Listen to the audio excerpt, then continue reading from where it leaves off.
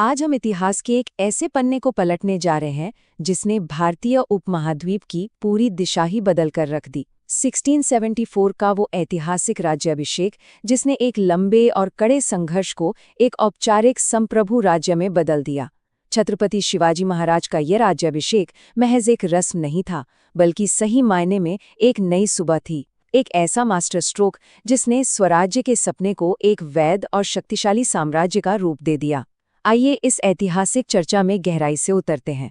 अब यहाँ एक बहुत ही बुनियादी लेकिन दिलचस्प सवाल उठता है।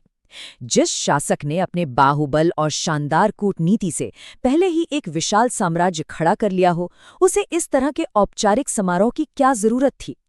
देखा जाए तो बाजी प्रभु, मुरारबाजी और तानाजी जैसे शूरवीरों ने अपने प्राणों की आहुति देकर स्वराज्य तो स्थापित कर ही दिया था। दुश्मनों के दिलों में खौफ भी बैठ चुका था, लेकिन एक बहुत बड़ी रणनीतिक समस्या अभी भी बाकी थी। इस राज्य को तत्कालीन दुनिया और अन्य रजवाड़ों से वो औपचारिक मान्यता नहीं मिली थी जो एक स्वतंत्र राष्ट्र को मिलनी चाहिए। बिना ताज के उस कूटनीतिक दुनिया में इसे महज एक विद्रोह माना जा सकता था, और यही वो सबसे बड़ी चुनौती थी जिसने इस भव्य आयोजन की नींव रखी। इतिहास में अक्सर ये देखने को मिलता है कि राज्याभिषेक का मतलब किसी राजा के व्यक्तिगत वैभव, सुख या अहंकार का प्रदर्शन करना होता था, लेकिन यहाँ इरादे बिल्कुल अलग थे। ये कोई दिखावा या विलासिता का प्रतीक नहीं था। इसके विपरीत ये एक बेहद सोची समझी कूटनीतिक चाल थी। इसका मुख्य उद्देश्य स्वराज्य को अंतर्राष्ट्रीय स्तर पर भक्कम करना और उसे मान्यता दिलाना था। ये दुनिया को बताने का वक्त था कि सैकड़ों सालों बाद महाराष्ट्र की धरती पर एक ऐसा शासक उभरा है जो धर्मभेद से परे जाकर न्याय और समानता के लिए पूरी तरह प्रतिबद्ध है।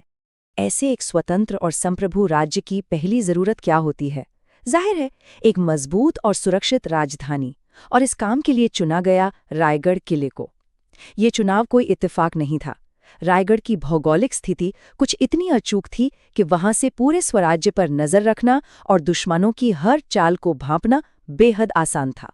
नवगठित साम्राज्य को एक ऐसी ही अभेद्य शक्ति केंद्र की जरूरत थी। राजधानी तय होने के बाद जो तैयारियां शुरू हुई वो सिर्फ ऊपरी या दिखावटी नहीं थी, बल्कि उनका एक गहरा आध्यात्मिक महत्व भी था। सबसे पहले चिपलूण जाकर सेना का बारीकी से मुआयना किया गया, क्योंकि किसी भी मजबूत राज्य की असली रीढ़ उसकी सेना ही होती है। उसके बाद प्रतापगढ़ जाकर कुल देवी भवानी माता के दर्शन किए गए और उन्हें श्रद्धापूर्वक सोने का छत्र अर्पित किया गया। और इस भव्य दिन के लिए एक बेहद बेशकीमती रत्नों से जड़ा हुआ सोने का सिंहासन तैयार करवाया गया। हर एक कदम में एक गजब की दूरदर्शिता नजर आती है। इस आयोजन के विशाल स्तर का अंदाजा लगाना ही अपने आप में अद्भुत है। 50,000! जी हाँ, जब समारोह का दिन करीब आया तो रायगढ़ के किले पर लगभग 50,000 लोग उमड़ पड़े। पहाड़ की उस सीमित जगह पर इतने लोगों को ठहराने के लिए पूरा का पूरा किला तंबुओं, डेरों और राहुटियों के एक महासागर में बदल गया था। राजाओं, विद्वानों और सरदारों की ये भारी भीड़ इस बात का सबूत थी कि जनता के दिलों में अपने राजा और इस नए राज्य के प्रति कितना असीम उत्साह था। इतने बड़े और पवित्र अनुष्ठान को संपन्न कराने के लिए किसी ऐसे व्यक्ति की जरूरत थी जिसकी आध्यात्मिक सत्ता और विद्वत्ता पर कोई सवाल न उठा सके। और यहीं प्रवेश होता है गागा भट्ट का। मूल रूप से पैठन के रहने वाले और काशी में बसे गागा भट्ट एक बहुत ही सम्मानित विद्वान थे। उनकी कीर्ति पूरे भारत में फैली हुई थी। अनुष्ठान का नेतृत्व करने के लिए उन्हें विशेष तौर पर बुलावा भेजा गया था। उनकी उपस्थिति ने इस पूरे आयोजन को एक अकाट्य धार्मिक और कानूनी वैधता प्रदान कर दी। समारोह की रसद और तैयारियों की बारीकी भी कमाल की थी। भारत की 7 सबसे प्रमुख और पवित्र नदियों गंगा, सिंधु, यमुना, गोदावरी, कृष्णा, नर्मदा और कावेरी के साथ साथ समुद्र का जल इकट्ठा किया गया था। उस दौर में बिना किसी आधुनिक परिवहन के पूरे भारतीय उपमहाद्वीप से इन पवित्र जलों को मंगवाना सच में एक भगीरथ प्रयास था। और इस पवित्र जल को एक ऐसे सोने के कलश में रखा गया जिसमें ठीक 100 छिद्र बनाए गए थे। और फिर वो महामंगल दिन आ ही गया। इस दृश्य की भव्यता की कल्पना करना भी रोंगटे खड़े कर देता है। चारों तरफ मंगल वाद्य बज रहे हैं। वातावरण में एक अनोखा उल्लास है। सोने के चौरंग पर महाराज विराजमान हैं। पुरोहित घी, दही और शहद से भरे कलश लिए खड़े हैं। जब गागा भट्ट ने प्राचीन वैदिक मंत्रों का उच्चारण करते हुए वो 100 छिद्रों वाली घाघर महाराज के सिर के ऊपर धारण की तो उन छिद्रों से पवित्र जल की धाराएं गिरने लगीं। ये एक वास्तविक और अलौकिक जलाभिषेक था। लेकिन इस पूरी भव्यता के बीच इतिहास का सबसे भावुक पल वो था जो इस जलाभिषेक के तुरंत बाद आया। महाराज उठे और सीधे राजमाता जीजाबाई यानी माँ साहिब के चरणों में गिर पड़े। माँ साहिब की आंखों से खुशी के आंसू बह निकले। ये कोई आम पल नहीं था, ये 30 सालों के अथक संघर्ष और अनगिनत बलिदानों का फल था। एक ऐसा सपना जिसे उस माँ ने महाराज के जन्म से भी पहले देखा था, वो आज एक स्वतंत्र और न्यायप्रिय भूमि के रूप में साकार खड़ा था। धन्य माँ साहेब, धन्य शिवराय। ये जो गगनभेदी उद्घोष था वो केवल 2 महान हस्तियों की स्तुति नहीं थी, ये एक पूरी सभ्यता की कृतज्ञता की आवाज थी। एक माँ का वो अटूट विश्वास और एक बेटे की वो अप्रतिम मातृ भक्ति आज इतिहास के पन्नों पर हमेशा के लिए अमर हो रही थी।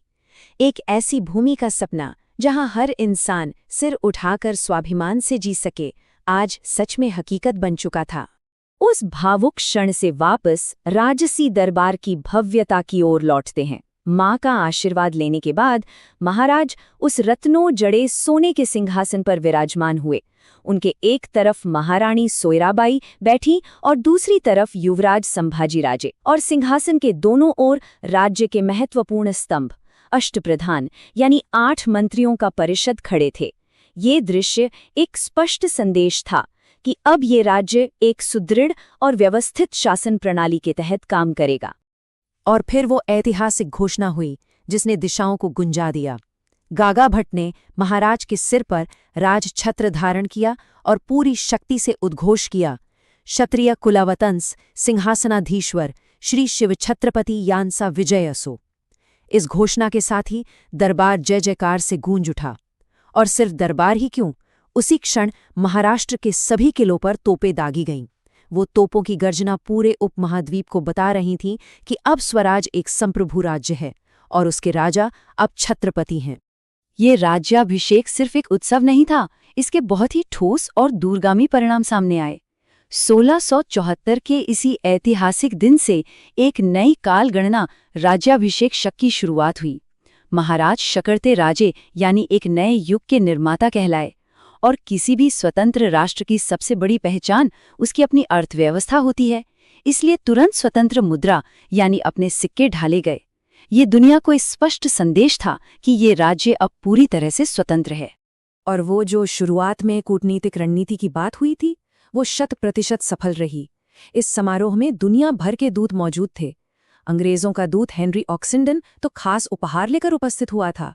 देश विदेश के इन गवाहों के जरिए एक न्यायप्रिय और शक्तिशाली शासक के रूप में छत्रपति शिवाजी महाराज की कीर्ति केवल महाराष्ट्र तक सीमित नहीं रही, बल्कि पूरी दुनिया में फैल गई। तो अंत में ये ऐतिहासिक विश्लेषण एक गहरे सवाल के साथ संपन्न होता है। कैसे महज एक समारोह ने एक क्षेत्रीय संघर्ष को न्याय को समर्पित एक संप्रभु राज्य में बदल दिया? ये साफ है कि 1674 का यह आयोजन सिर्फ एक कर्मकांड नहीं था। ये दूरदर्शिता, गहरी कूटनीति और एक अटूट संकल्प का एक बेजोड़ उदाहरण था। इसने सत्ता को वैधता में और एक योद्धा को युग निर्माता छत्रपति में बदल दिया। इतिहास की ये अद्भुत रणनीति आज भी बहुत कुछ सोचने पर मजबूर करती है। इस ऐतिहासिक सफर में शामिल होने के लिए बहुत बहुत